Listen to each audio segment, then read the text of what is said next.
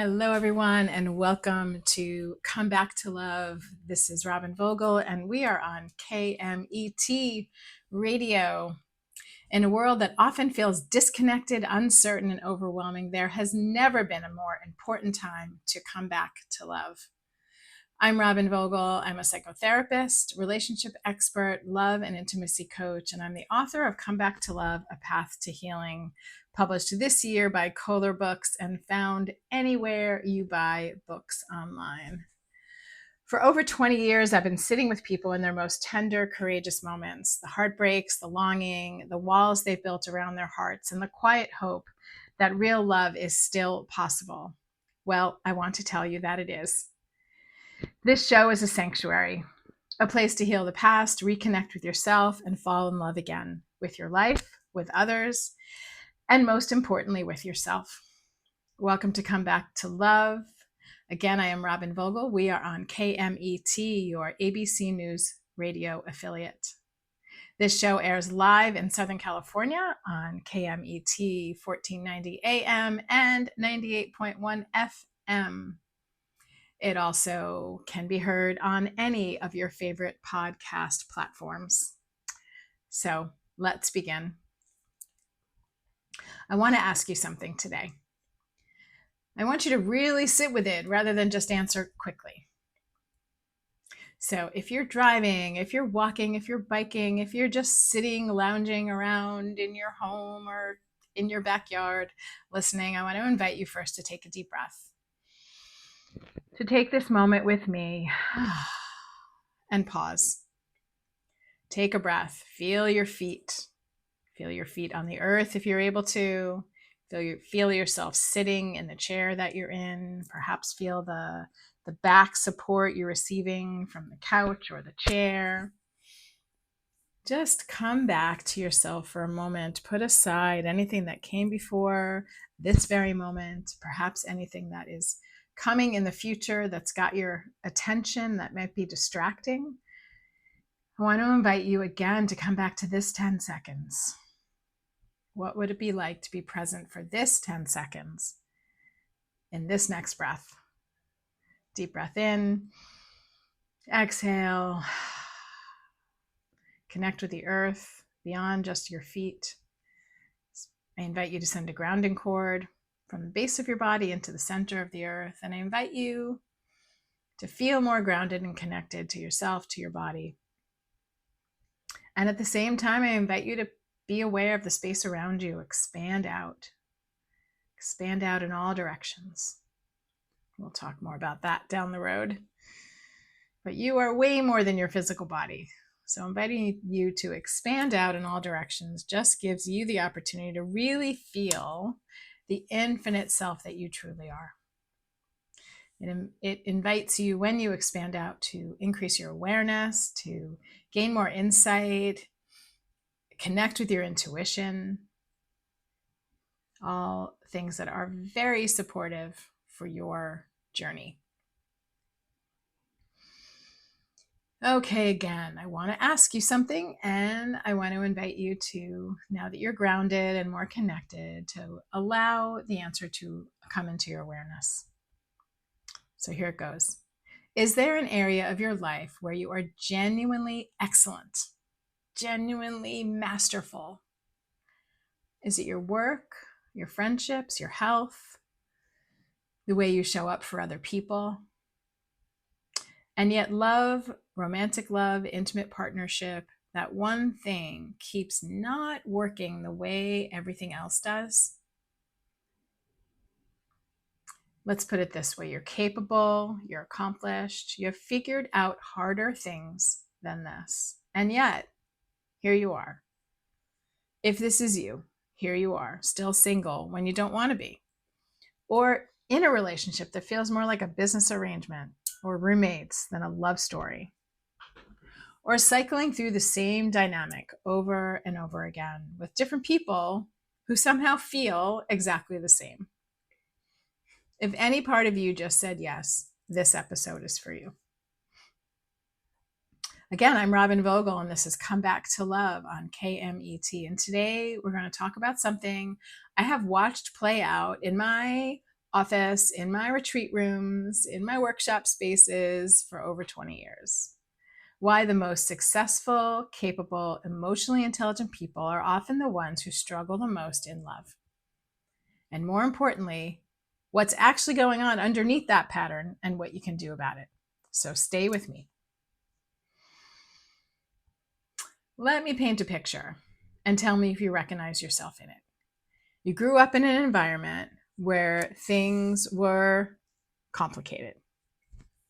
Maybe there was chaos or emotional unpredictability, or a parent who was physically present but emotionally somewhere else entirely.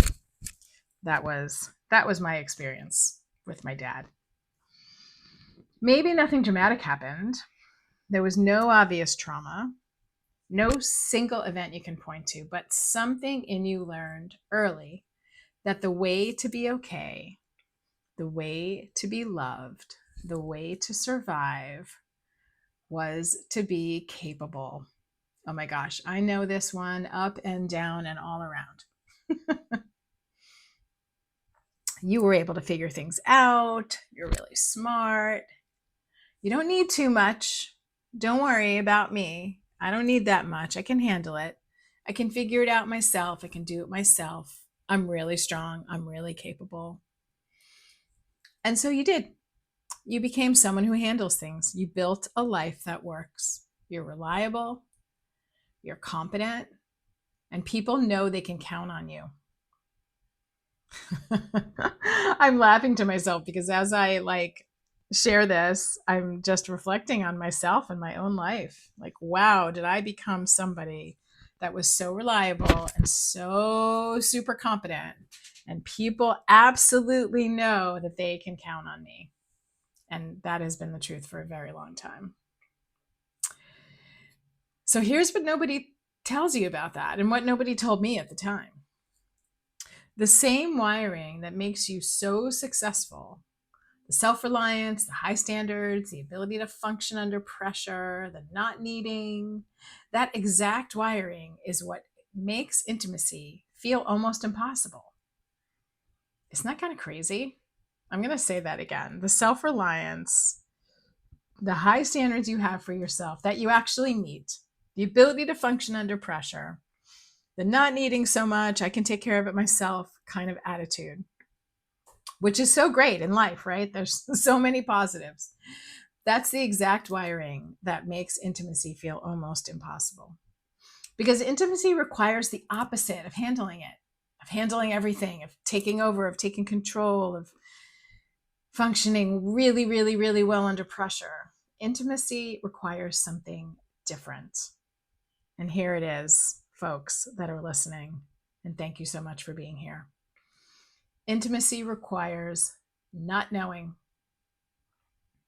It requires vulnerability. It requires needing someone else. It doesn't mean you go all weak. I can't handle it. I'm not capable. But it's something different. Needing someone else is something else. Letting them see you when you're not performing. And asking for help without immediately knowing how to repay it, because that's another piece of well, I'll help you and you'll help me and everything will just stay very functional and working really well. Asking for help, being vulnerable, staying open, needing support, needing something, someone, and letting people see this aspect of you when you're not in performing mode or performance mode. In psychology, we call what you've developed high functioning survival mode. High functioning survival mode. It's not a disorder. It's not in the DSM. It's actually brilliant. Your nervous system designed this in response to a very real experience, and perhaps very real early experiences, more than one experience. And it kept you safe. It helped you build everything you've built in life right now. Look around you. Think about your work. Look at your home. Think about what your living room looks like. Think about the relationships you have in your life, the friendships you have in your life. Those things are working pretty well, I imagine. Not perfect, for sure. Maybe your living room is a complete disaster. Maybe some of your friendships have been suffering and difficult. But overall, you've developed what's called a high functioning survival mode, high functioning survival way of being in the world.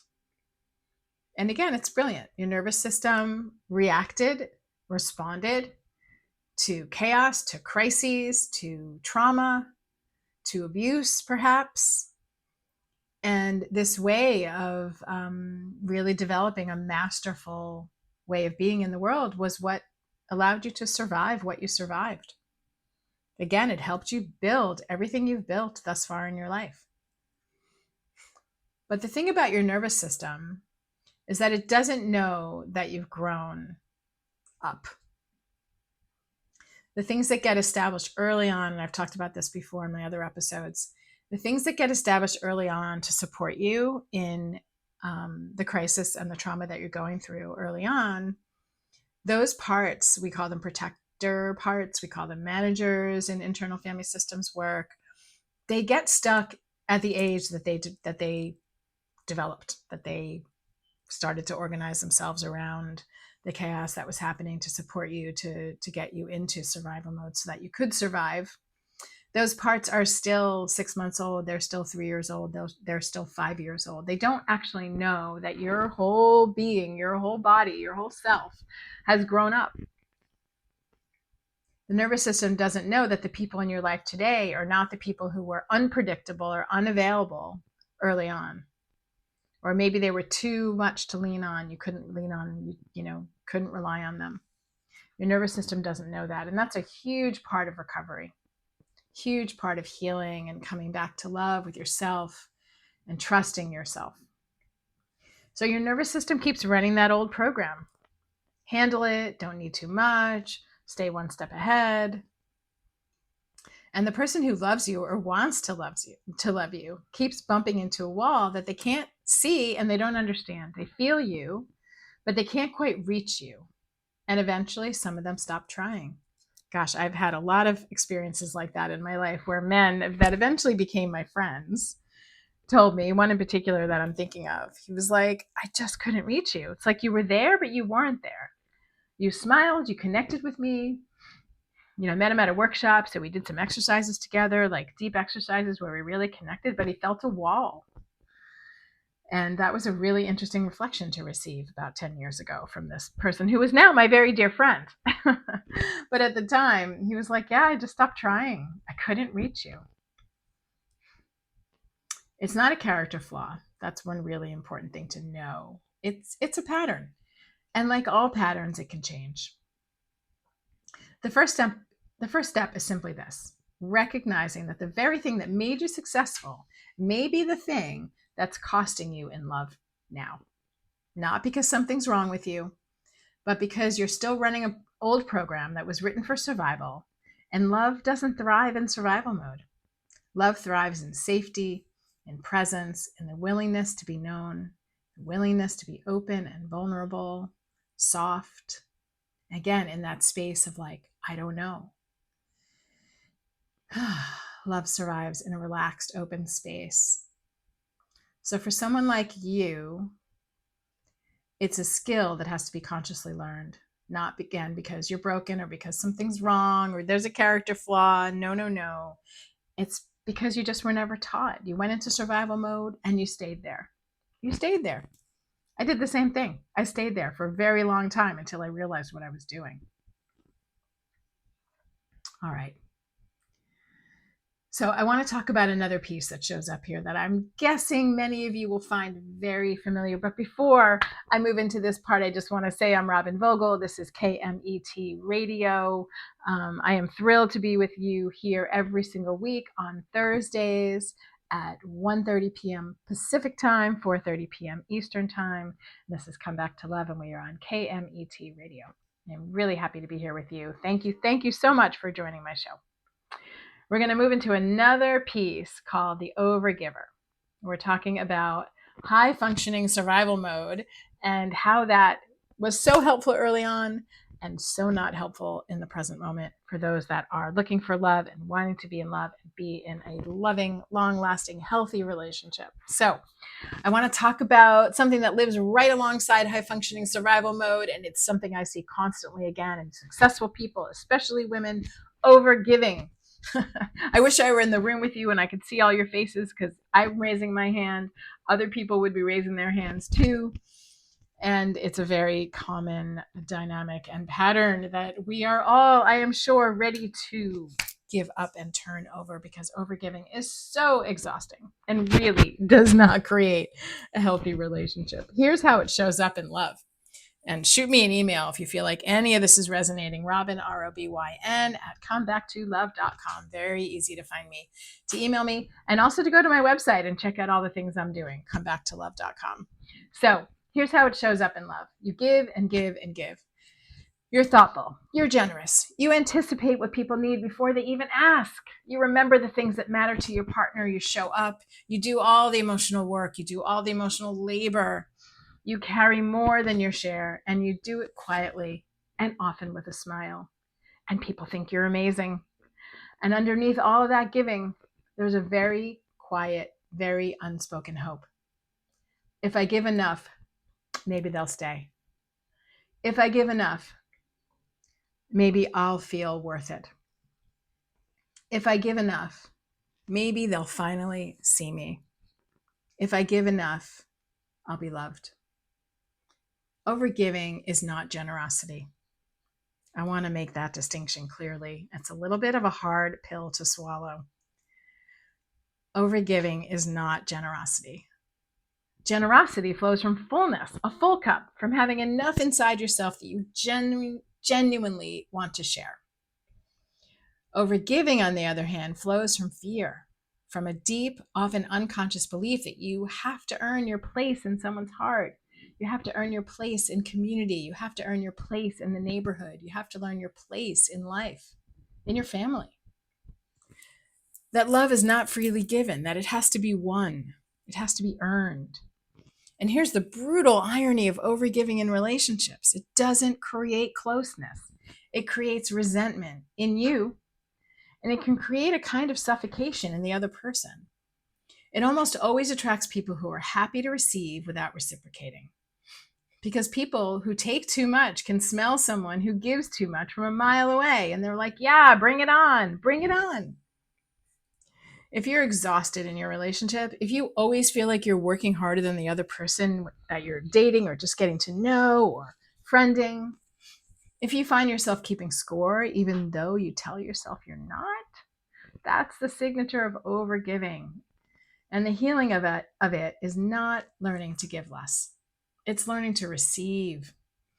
For those of you that have my book, and if you don't, you can find it on Amazon.com, Come Back to Love, A Path to Healing. I read a whole chapter on receiving. It's such a huge topic. Receiving. Learning to really let someone take care of you without immediately deflecting it or minimizing it or saying you're fine when you're not.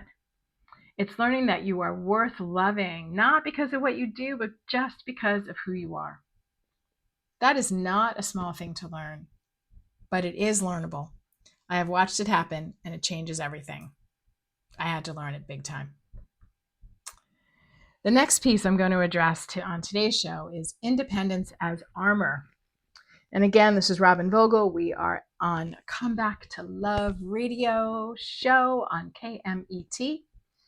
Very happy to be here with you every Thursday, 1:30 p.m. Pacific, 4:30 p.m. East Coast time, and also on all the podcast platforms. So the third pattern that I want to name today is perhaps the most invisible one because it looks like a virtue. It's emotional unavailability hidden as independence. In our culture, we celebrate independence, especially in women. We admire the person who doesn't need anyone, who has it all together, who never asks for help, who is self-sufficient in every area of life. And there is something genuinely healthy about independence, knowing yourself, having your own life, not losing yourself in a relationship. But there's a version of independence that's actually armor. It looks like I'm very busy. I have a full life. I don't really need anything. I don't really need a relationship. It would be nice, but I'm fine either way. It looks like I've been hurt before and I just don't let people in that easily anymore. I have high standards. I'm picky. It can look like I need a lot of space. I value my alone time. I just haven't met anyone. I haven't met someone worth changing my life for. All of that can be true. And all of it can also be a very sophisticated, very understandable way of staying safe. Because here's the thing about independence as armor, it lets you stay in the longing without ever risking the having. As long as you're independent, as long as you don't really need anyone, you can't really be abandoned. You can't really be hurt. You can't really be disappointed, right? You also can't really be loved. Because love, again, the real lasting bone deep kind of love requires you to matter to someone, to let them matter to you, to need each other in the healthy, interdependent way that humans are actually wired for. Somewhere along the way, for many of the people I work with, needing becomes dangerous. So the nervous system made a very smart decision. I won't need. I'll be so self-sufficient that needing becomes unnecessary. And now you're successful and independent and fine. And lonely in a way you don't fully let yourself admit, because admitting the loneliness feels like admitting that the armor isn't working. But guess what? It isn't working. Not because independence is bad, but because armor keeps out everything, including the love you actually want. So the invitation, and it is an invitation, not a demand, is to begin to examine the difference between healthy independence and protective distance. To ask yourself, am I choosing solitude or am I hiding in it? That question, asked with genuine curiosity rather than self-judgment, is where everything begins to shift. So today, right here in the last few minutes of this radio show, I want to invite you to sit with that single question. Sit with it this week in the car, on a walk, before you fall asleep. And the question is, in my relationships, am I showing up or am I performing? And I would say, am I overperforming? Am I overworking? Is my armor in place? Am I independent as a rule? Showing up means being present, imperfect, honest about what you feel and what you need, willing to be seen when you're not at your best. Performing means bringing the version of yourself that has it all together, that's giving, that's capable, that doesn't need anything. Most successful people have become so good at performing that they've forgotten what showing up feels like. This week, just notice. You don't have to change anything yet. Just notice. In your closest relationships, are you showing up or are you performing? That notice and that noticing is the beginning of everything. And that's my invitation to you, all of you, my dear friends, this week. I really invite you to look at your life, to see if you're in high functioning survival mode, to notice if you're overgiving, to notice if independence has become an armor for you, and notice that it's your nervous system is in protective mode, that you're in survival mode, you're in high functioning survival mode. I wanted to take a moment to share with you that I'm teaching a class June 21st to 25th at the Kripalu Center for Yoga and Health in Western Massachusetts. So wherever you're listening in from, you can fly into a nearby airport. The class, the workshop, the 4 days that we're going to spend together are all about rewiring this pattern, not just talking about it, but actually changing the pattern in your body, in your nervous system, and in the way you show up, so that you can know what it is to feel safe and safely vulnerable and open to relationship. We're going to use internal family systems therapy. We're going to use neuroscience, somatic practices, heart-centered work to rewire the very patterns we've been talking about today. So if you really identify with the capable, accomplished, emotionally intelligent person who has everything working except this one thing, I invite you to check out the details at kripalu.org. That's KRIPALU.org. Just search my name, Robyn Vogel, and you will find the class Rewire for Love. This has been another episode of Come Back to Love on KMET, and I am so glad that you were here with me. If something stirred in you today, if you felt something open or recognized yourself in what we explored today, I want you to know that you don't have to figure this out alone.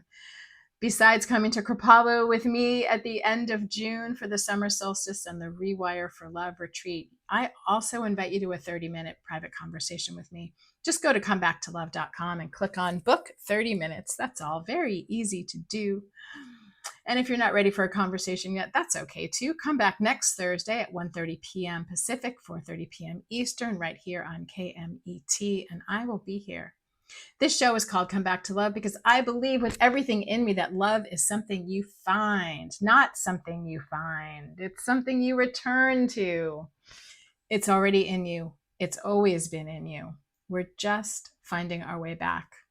I'm Robyn Vogel. Be gentle with yourself. Love is possible, and it starts with coming back to you. Have a beautiful day, everybody, and I'll see you next week.